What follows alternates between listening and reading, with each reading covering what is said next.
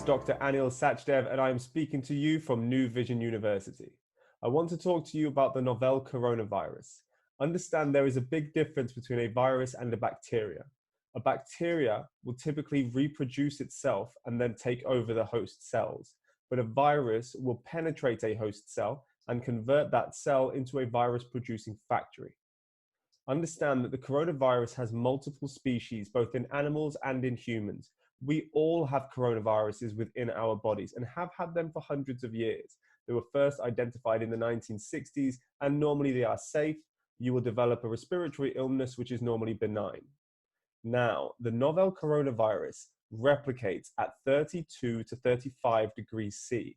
The human body is around 36 to 38 degrees C.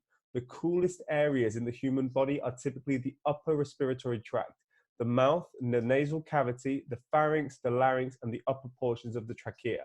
That is why the novel coronavirus, avidly named COVID-19, starts with upper respiratory tract infections. Most of these species of the coronavirus are present in bats, not humans. They usually jump between bats and an intermediary animal. In 2002, there was a case in China where it was believed that the coronavirus had jumped from bats to the civet cat.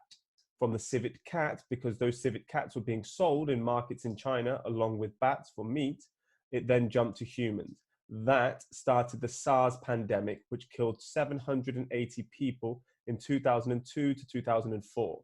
In 2012, it repeated itself and it went from bats to camels to human beings. That started in Saudi Arabia in a respiratory condition called MERS, Middle Eastern Respiratory Syndrome. That claimed over 800 lives.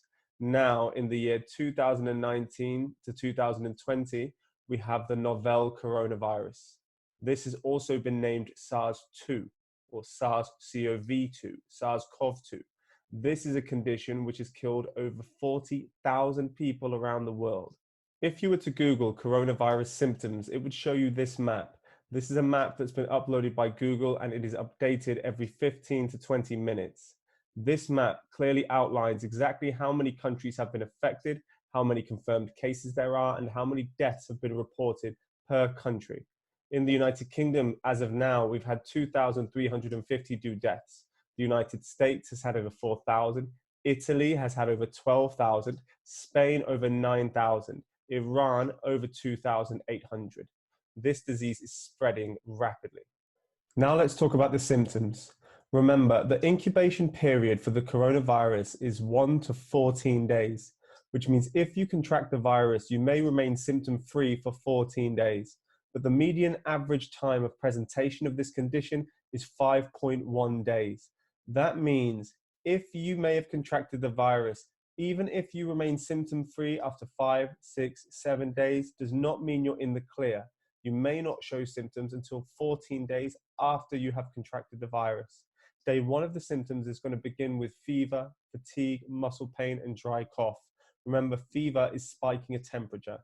Then difficulty breathing. Eventually, you'll be admitted to hospital, acute respiratory distress. After 10 days, if those symptoms continue, especially if you're over the age of 45 and you have past medical history, also known as comorbidities, you may be admitted to intensive care.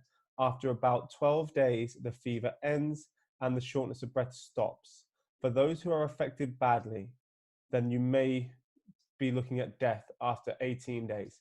After 2.5 weeks, you may potentially die from this horrible condition. This is why I encourage all of my colleagues, all of my relatives, all of my thousands of students, I tell them, even though you are young and you live with your mum and dad, your grandma and your granddad, doesn't mean that they will survive this horrible condition. Isolate, isolate, isolate. This is government mandated advice.